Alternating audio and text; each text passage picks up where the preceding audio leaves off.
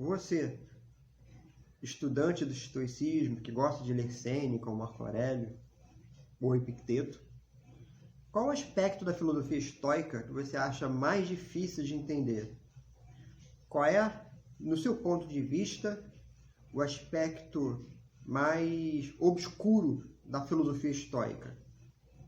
Acompanhe o vídeo e vamos juntos descobrir.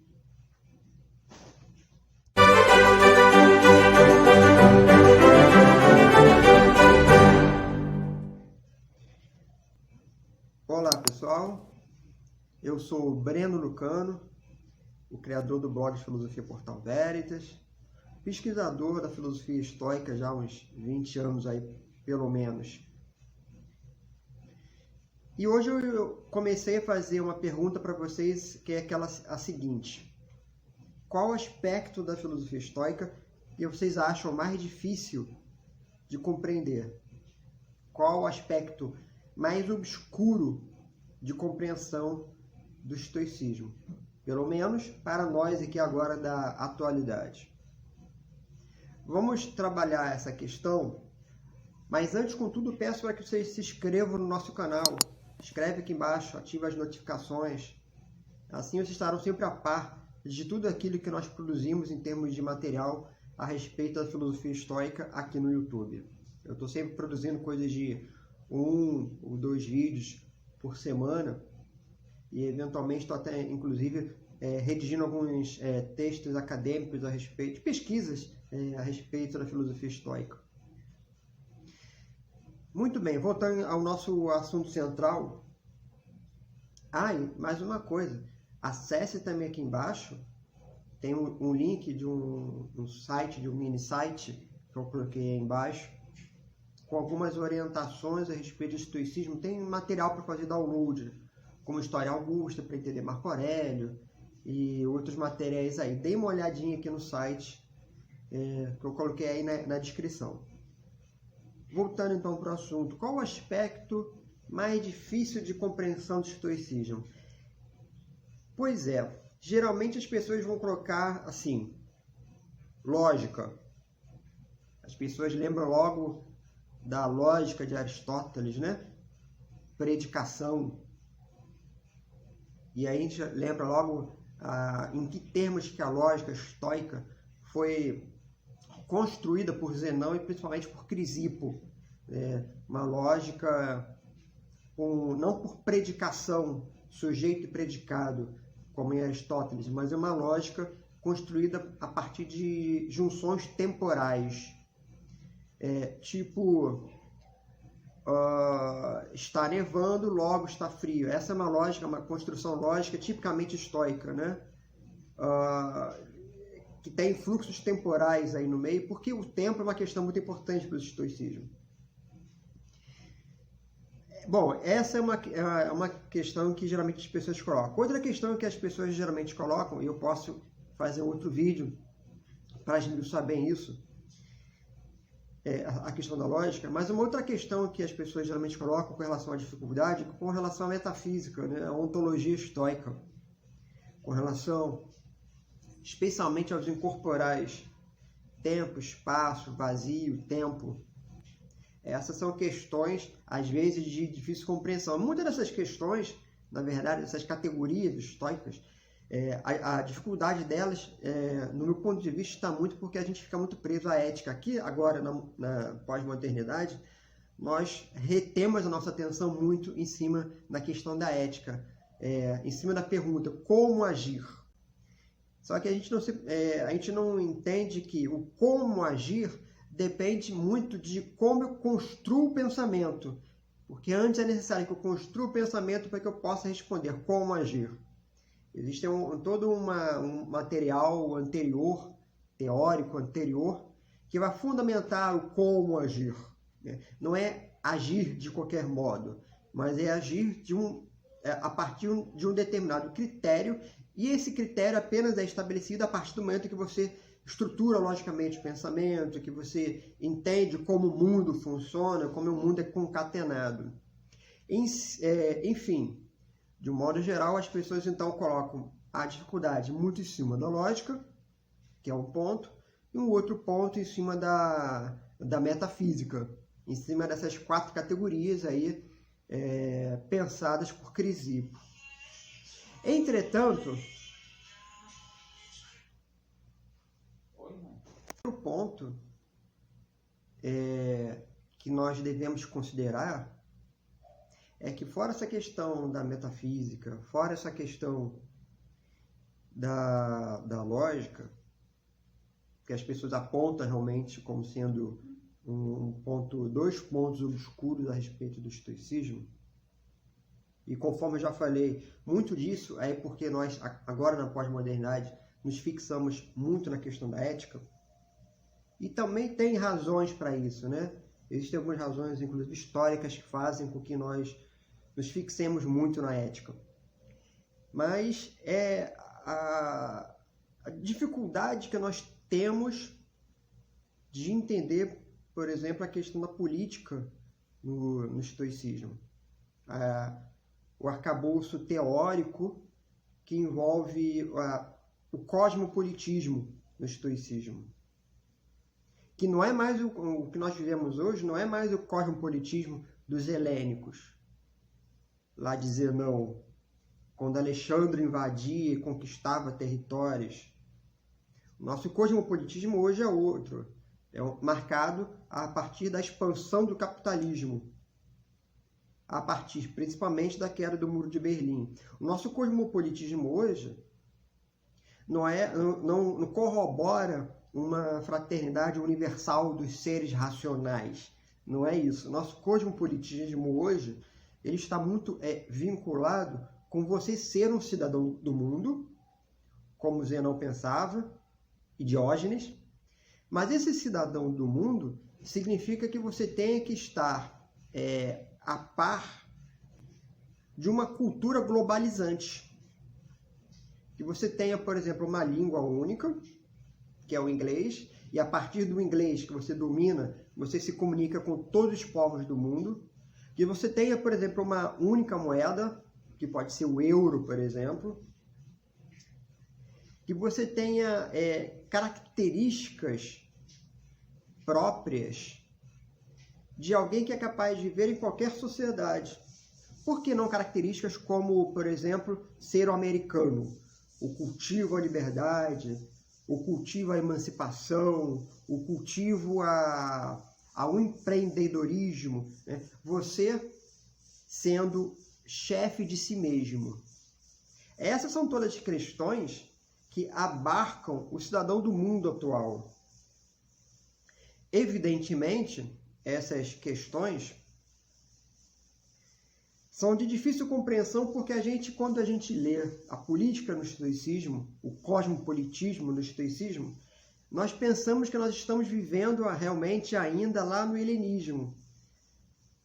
Nós pensamos que existe uma fraternidade de seres racionais e que o Logos permeia todas as coisas. A physis diviniza todas as coisas e tudo é Deus. Mas é difícil para nós, na atualidade, afirmarmos que tudo é Deus, sem cair num pieguismo religioso. Talvez Marco Aurélio afirme em Meditações que ele é irmão de todas as outras coisas. Mas eu não posso afirmar agora que eu sou irmão de todas as coisas, porque eu não tenho todo um aparato sociológico, social, cultural, que faça com que eu possa dizer isso sem cair necessariamente na esfera religiosa. Quem usa esse discurso, esse tipo de narrativa, são os religiosos. Eu sou irmão do meu irmão, ele veio de Deus, também assim como eu. Mas, por outro lado, eu não sou irmão da árvore, eu não sou irmão da pedra, eu não sou irmão do sol. Essas são prerrogativas estoicas, mas não são prerrogativas de hoje. A irmandade que se forma hoje, a fraternidade que se forma hoje, não é de todos os seres racionais, mas é uma irmandade, uma fraternidade que brota unicamente daquilo que sai de um Deus. Só que no estoicismo, a fraternidade faz com que ele se confunda com o próprio Deus e ele se torne o próprio Deus. Na atualidade, não. Você é irmão de todas as coisas, mas principalmente dos outros homens, mas nunca se confundindo com o próprio Deus. Não existe nada de divino em você, como existe no estoicismo, porque você é um pecador. Então vocês vejam que essa fraternidade, ela é muito diferente da fraternidade como pensada por Crisipo. Essa fraternidade é uma fraternidade cristã, não é uma fraternidade estoica. Assim como o cosmopolitismo de hoje é um cosmopolitismo capitalista, não é um cosmopolitismo cínico ou estoico. É necessário entender as diferenças históricas para que se possa entender o estoicismo. É necessário que se possa entender o que existia na sociedade helênica e o que existe na sociedade atual, para que nós possamos comparar esses dois pesos e essas duas medidas. Se a gente não faz essa comparação, a gente acaba pensando que nós vivemos a mesma perspectiva histórica, cultural, religiosa, epistêmica dos helênicos, que são estruturas, na verdade, completamente diferentes. Uma coisa existe em comum. Eles frisavam muito a questão, especialmente a filosofia helenística, a questão da ética. Nós também, mas por razões diferentes. Se por um lado eles frisavam muito a questão da ética, porque eles queriam fazer uma nova constituição de Cosmópolis, porque Alexandre o Grande estava destruindo tudo, né? Quer dizer, a ideia de polis estava ruindo, e em contraposição, Zenão pensou então uma outra estrutura de polis, que é a Cosmópolis, em substituição realmente. Aqui nós pensamos também muito em questão de ética, mas não só nesses termos.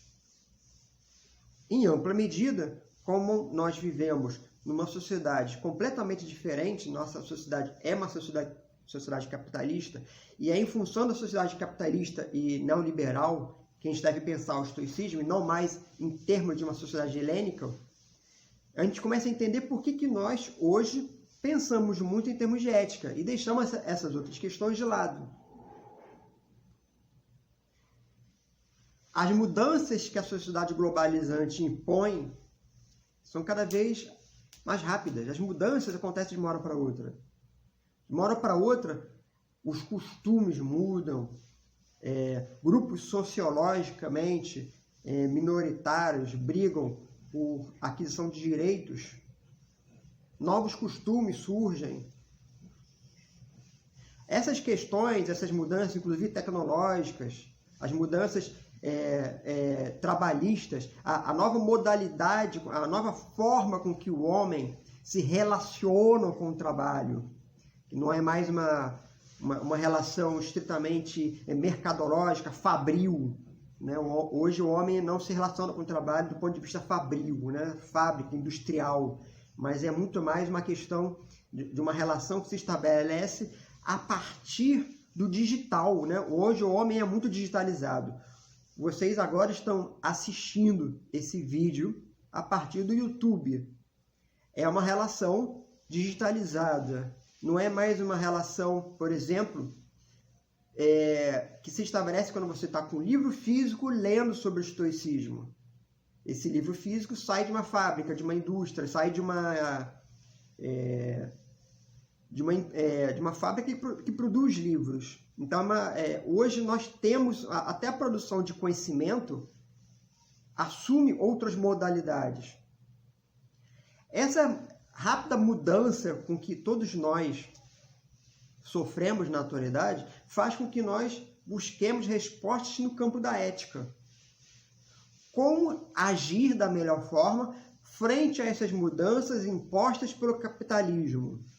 Se o casamento gay hoje é uma aposta muito favorável, como eu posso agir frente à discussão oriunda do casamento gay, frente à eutanásia, frente, por exemplo, agora que nós estamos vivendo uma guerra lá na Ucrânia, como nós podemos agir frente às questões dos direitos humanos na guerra.